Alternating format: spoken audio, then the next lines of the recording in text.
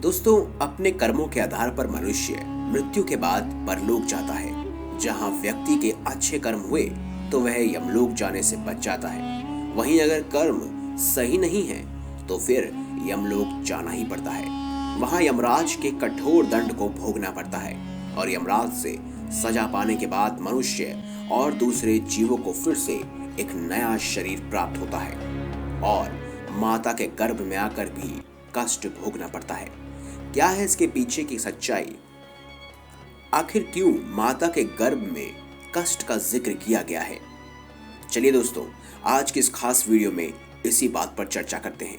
आप देख रहे हैं द भक्ति।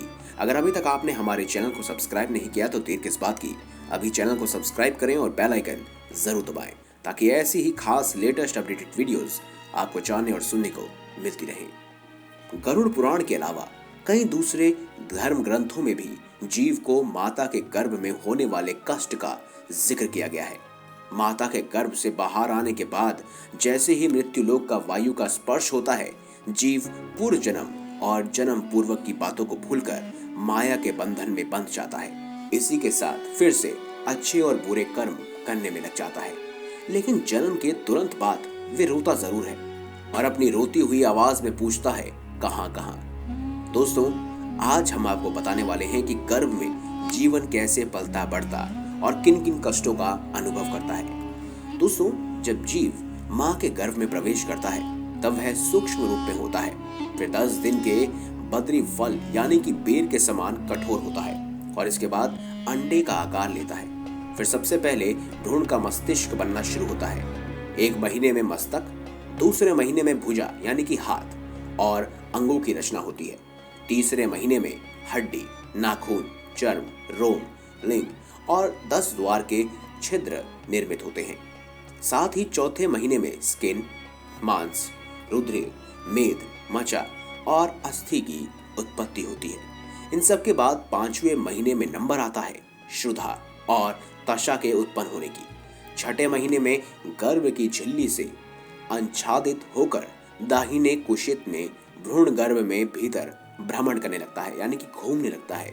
तब उस दौरान माता जो भी खाती है वह जीव उसी खाद्य पदार्थ में वृद्धि पाता है। तभी तो कहते हैं कि गर्भवती स्त्री को अच्छा भोजन देना चाहिए। वो भोजन सीधे तौर पर शिशु के पास ही जाता है।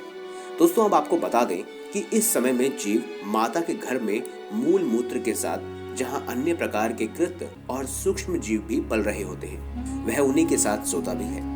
फिर अगले 3 महीने कई प्रकार के कष्टों का उसे सामना करना पड़ता है। कई पदार्थों और कृमियों से पूर्ण उदर में जीव उन कृमियों के काटने से कष्ट सहता है और कई बार बेहोश भी हो जाता है।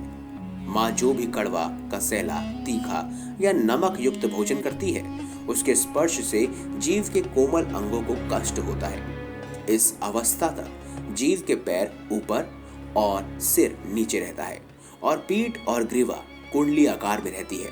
इस समय वह हिल डुल नहीं पाता, जैसे कि पिंजरे में एक बंद पड़ी हुई चिड़िया हो। ठीक वैसे ही जीवन माँ के गर्भ में पीड़ा पाता है। तब वह भगवान का नाम जपता है और अपने पूर्व जन्मों के पापों को याद करते हुए क्षमा याचना करता है। फिर 7वें महीने में जीव के ज्ञान प्राप्ति होने लगती है, जिससे उसके अंदर भय पनपने लगता है। इस बात का भय कि इस उदर से बाहर जाते ही वह ईश्वर को भूल जाएगा। जो उसने देखा था वो सब भूल जाएगा, जो उसने अनुभव किया था वो भी गायब हो जाएगा। दोस्तों, आपको जानकर हैरानी होगी, लेकिन गरुड़ पुराण के अनुसार जीव गर्भ में ही अपनी 7 माह की अवधि में ज्ञान पाकर वैराग्य से परिपूर्ण होकर भगवान विष्णु की प्रार्थना करने लगता है।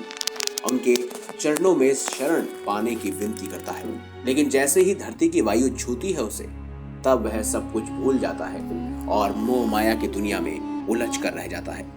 तो दोस्तों, यही कहा गया है हमारे गरुड़ पुराण में कि आखिर किस तरह से जीव माता के गर्भ में होने वाले कष्ट को सहता है, किस तरह से इस कष्ट का जिक्र किया गया है। ये सब आपको गरुड़ पुराण में मिलेगा। तो दोस्तों, अगर आपको हमारी ये खास जानकारी, ये वीडियो अच्छी लगी हो तो इस वीडियो को लाइक करें, हमारे चैनल को सब्सक्राइब करें और ज्यादा से ज्यादा इसे शेयर अवश्य करें।